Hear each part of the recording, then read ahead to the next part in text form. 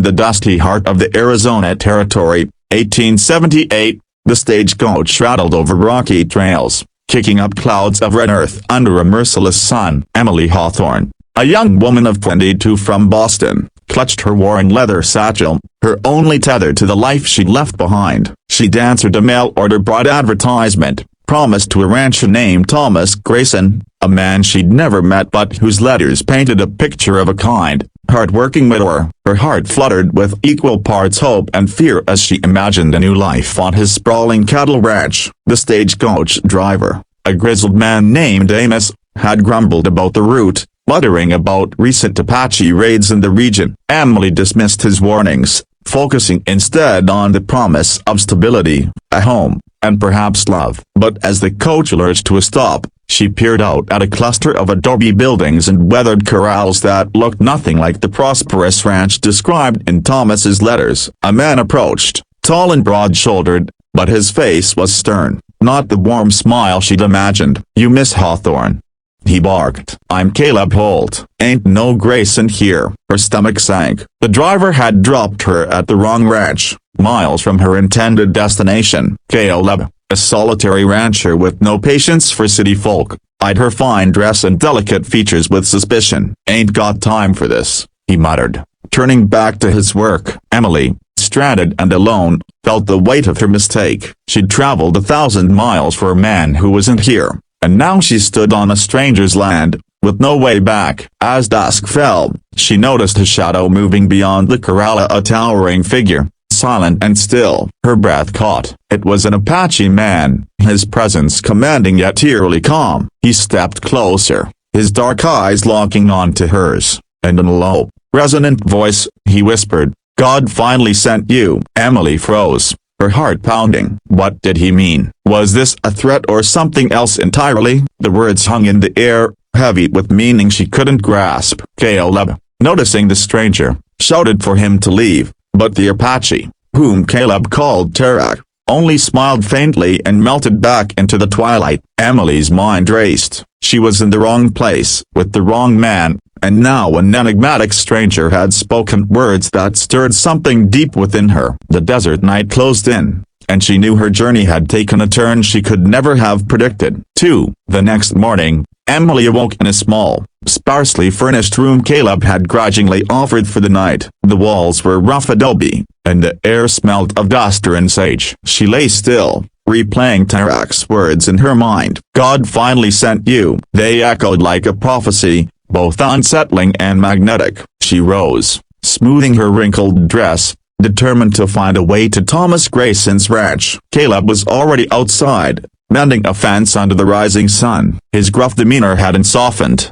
but he agreed to let her stay until Amos returned with the stagecoach in 3 days. "Don't expect me to cattle you," he warned, tossing her a bucket to fetch water. Emily, though unaccustomed to such labor, nodded firmly. She wasn't helpless, despite what her fine gloves and city manners suggested. As she worked, she caught glimpses of Tarak in the distance, watching from a rocky outcrop. His presence was a constant, like the desert itself, silent, vast, and impossible to ignore. At noon, Caleb called her to the porch for a simple meal of cornbread and beans. He spoke little, but his eyes softened slightly as he watched her struggle with the heavy bucket. "You ain't cut out for this life," he said, not unkindly. Emily bristled. "I'm stronger than I look," she replied, her voice steady. That evening, as she walked to the well, Tarak appeared again, this time closer. He was enormous, over 6 feet tall, with broad shoulders and long black hair tied back with a leather cord. His face was weathered but kind,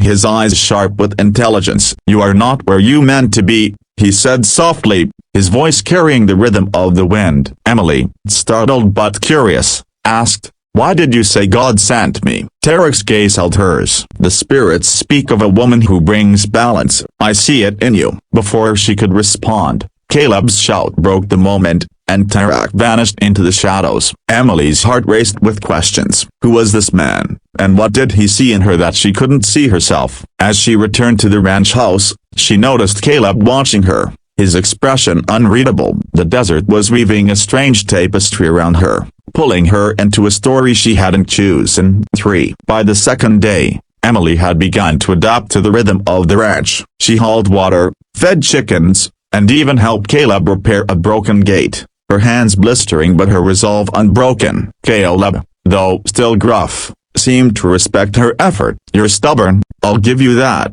he said, a faint smirk tugging at his lips. Emily smiled back, sensing a crack in his armor, but her thoughts kept drifting to Tarak. His words haunted her, and his presence seemed to linger everywhere behind the barn, near the cottonwood trees, always watching. She learned from Caleb that Tarak was a loner, an Apache scout who occasionally traded with local ranchers. "He's harmless but strange," Caleb said, his tone wary. "Keeps to himself, mostly." Yet Emily felt drawn to Tarak's quiet intensity, his cryptic words stirring a curiosity she couldn't shake. That afternoon, while gathering firewood, she found herself face to face with him again. He stood by a dry creek bed, holding a small carved stone in his hand. "For you," he said, offering it. The stone was smooth, etched with a spiral that seemed to pulse with meaning. "It holds the strength of the earth," he explained. Emily hesitated, then took it, feeling its warmth in her palm. "Why me?" she asked. Tarak's eyes softened. "You carry a light the land needs, you will see." Before she could press him further, he turned and disappeared into the brush. Emily tucked the stone into her pocket, her mind swirling with questions about fate and purpose. Back at the ranch, Caleb noticed her distraction. "Stay away from him," he warned. "He's not like us." But Emily couldn't help wondering what this meant in a place as wild and untamed as this. That night, as she lay in her room, she heard soft chanting outside, a low, rhythmic sound that seemed to rise from the earth itself. She peeked through the window and saw Tarak's silhouette under the stars, his voice weaving a melody that felt ancient and alive. The sound stirred something in her, a longing for something she couldn't name. She clutched the stone, its weight grounding her in the midst of her uncertainty. On the third day, Emily's hope of reaching Thomas Grayson's ranch dimmed. Amos, the stagecoach driver, sent word that flooding had delayed his return by a week. Caleb, though frustrated, offered to let her stay longer, his tone less harsh than before. "You pulled your weight, you can stay," he said, handing her a broom to sweep the porch. Emily nodded, grateful but restless. The ranch was growing familiar, its routines a strange comfort, but Tarak's words and presence kept pulling her thoughts elsewhere. She began to notice the land itself, and the way the sun painted the mesas gold, the way the wind carried the scent of creosote. It was as if the desert was speaking to her, echoing Tarak's cryptic prophecy. That afternoon, while tending to a lame horse, she saw Tarak approach openly for the first time. He carried a bundle of herbs, which he offered to Caleb for the horse's injury. Caleb accepted reluctantly, muttering about Apache nonsense, but Emily watched, fascinated, as Tarak applied the herbs with care, whispering softly to the animal. The horse calmed, its breathing steadying. "You have a gift," Emily said, unable to hide her admiration. Tarak met her gaze. "The land gives gifts to those who listen," he replied. For the first time, he stayed to talk, sharing stories of his people, the Apache, and their deep connection to the earth. Emily listened, captivated by his reverence for the mountains and rivers, so different from the world she'd known. Caleb, watching from a distance, seemed torn between suspicion and curiosity. That evening, Tarak joined them for a meal, a rare occurrence that filled the air with tension. Caleb spoke of ranch life, Tarak of the spirits that guided his people, and Emily found herself caught between two worlds, one rooted in toil and survival, the other in mystery and meaning. As Tarak left, he touched her hand briefly, his fingers warm and steady. "You will choose your path soon,"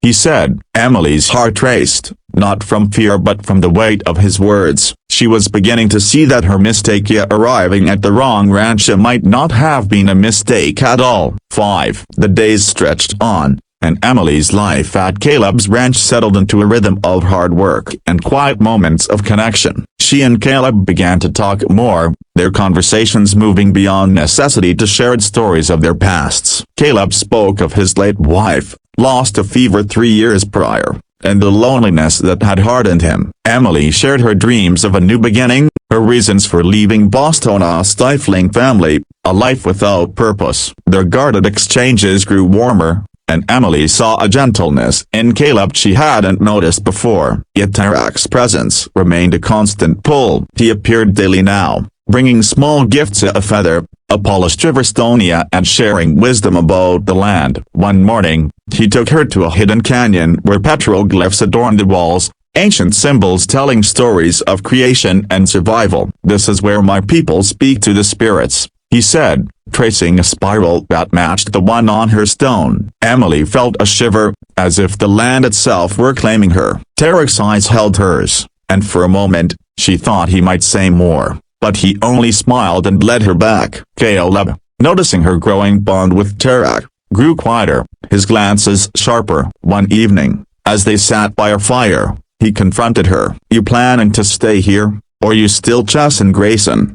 he asked, his voice rough but vulnerable. Emily didn't know how to answer. She cared for Caleb, his strength and quiet kindness, but Tarak's words and the pull of the desert stirred something deeper, a sense of destiny she couldn't ignore. That night, she dreamed of the petroglyphs, their spirals swirling into a vision of herself standing between two paths, one leading to a ranch house, the other to the open desert. Tarak's voice echoed in her dream, "God sent you to choose." When she woke, the stone in her pocket felt heavier, as if it held the weight of her decision. 6. As the week passed, Emily's feelings grew more tangled. Caleb's ranch was becoming a home, its routines grounding her in a way she hadn't expected. She laughed with him now, their shared work fostering a bond that felt like the beginnings of love. One afternoon, as they repaired a corral together, their hands brushed, and Caleb's eyes lingered on hers, a silent question in his gaze. Emily's heart fluttered, but Tarak's words pulled her back. He appeared less often now, as if giving her space to decide, but when he did, his presence was electric. One evening, he found her by the creek, staring at the stars. "The land speaks to you," he said, his voice low. "Do you hear it?" Emily nodded, feeling the truth of his words. The desert had awakened something in her, a strength, a sense of belonging she'd never known. Tarak spoke of his people's struggles, the encroaching settlers, the loss of their sacred places. "You could help us," he said, his eyes intense. "You could bridge our worlds." Emily felt the weight of his request. Could she, a stranger in this land, truly make a difference? Back at the ranch, Caleb sensed her turmoil. "You're thinking of him, ain't you?"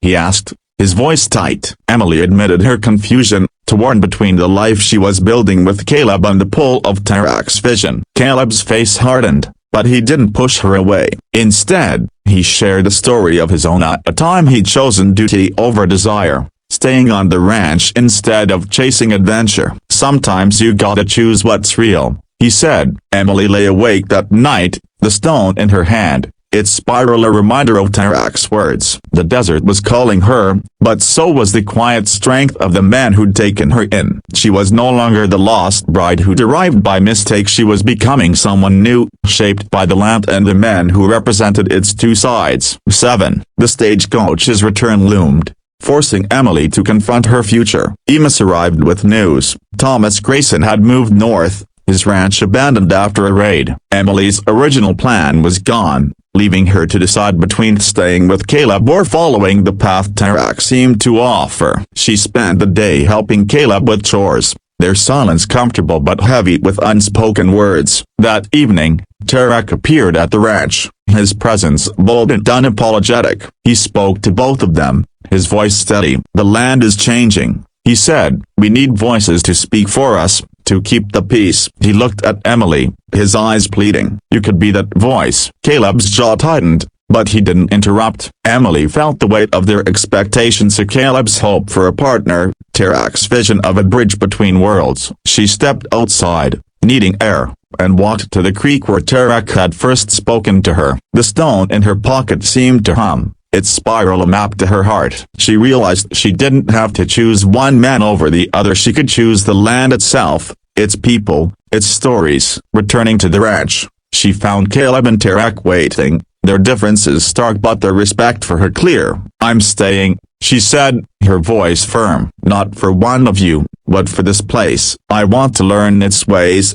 to help where I can." Caleb nodded, a slow smile breaking through. Tarak's eyes gleamed with approval. The desert had claimed her, not as a bride, but as a woman with a purpose. 8 months later, Emily stood on the ridge overlooking Caleb's ranch, now her home. She'd learned to ride, to mend fences, to listen to the land's whispers. Caleb had become her partner, their bond growing into a quiet love built on shared work and trust. Tarak visited often, teaching her Apache ways, their friendship a bridge between the ranchers and his people. She'd begun speaking at gatherings, advocating for peace, her voice carrying the weight of the stone she still kept. The desert had transformed her, its vastness no longer daunting but alive with possibility. She thought back to Tarak's first words: "A God finally sent you," and understood them now. She hadn't been sent to a man or a ranch, but to a purpose, to a land that needed her heart. As the sun set, painting the sky in hues of fire, Emily felt whole, her journey no longer a mistake but a destiny she'd chosen.